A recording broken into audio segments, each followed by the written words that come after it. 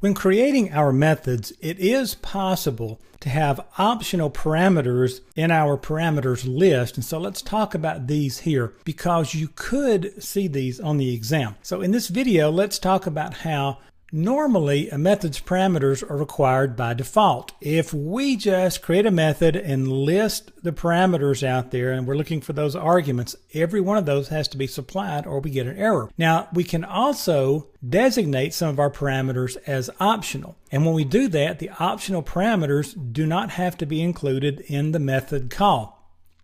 However, an optional parameter does have to include a default value as part of its definition. And if we don't mention that particular parameter in the call, then the default value goes in. Pretty straightforward. Here's the syntax for it. Notice I've got a method for add employee or it's named add employee. I'm expecting a string for the first name. And then notice I'm taking an integer of age, and by setting it equal to 0, this is instructing C# compiler that this is an optional parameter, and then weight is also set equal to 0. That's the defaults, and that makes it optional. The best way to understand this is just to see it in some code. So let's jump out into Visual Studio, create a project named optional parameters, and you'll get a copy of this in work files if you want to open it up and look at it. And so we'll just call it optional parameters.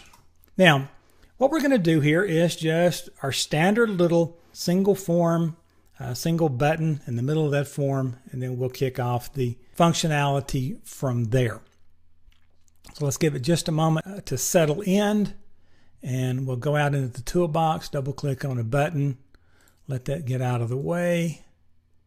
Come right here. Now we'll double click our button, write our code, and play with it. Okay, so let's first of all go down here and create our method. We'll create a method, public void add employee.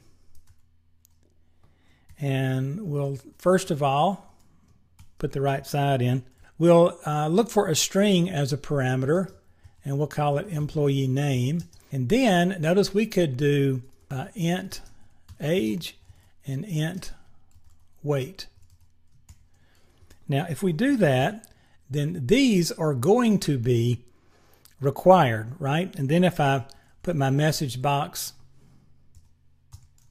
show in here, I'm going to put a little message out here. The following has been added. And we would have written code to add this into a database or whatever we're going to do with it. Just keep in mind in all my examples, I'm not putting the completing code for what we would do with it. Notice IntelliSense sees employee name there as a possibility. And then I'm just going to concatenate some spaces. And we're going to list the values of all of these.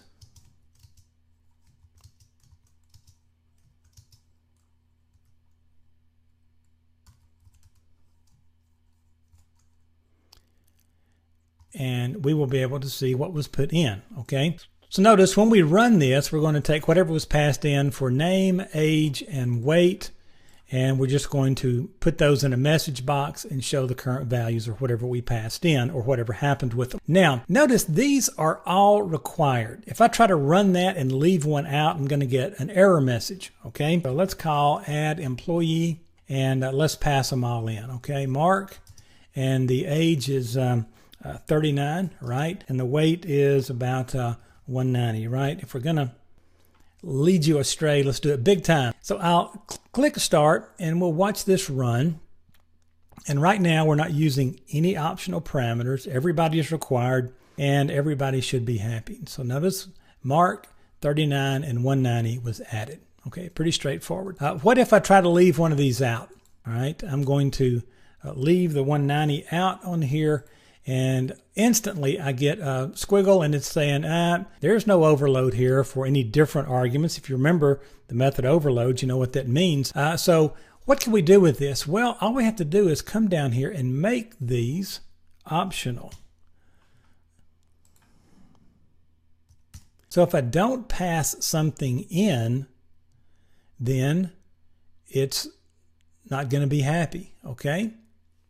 And so what I'm going to do here is I'm going to use a named parameter. I'm going to pass age, just like this.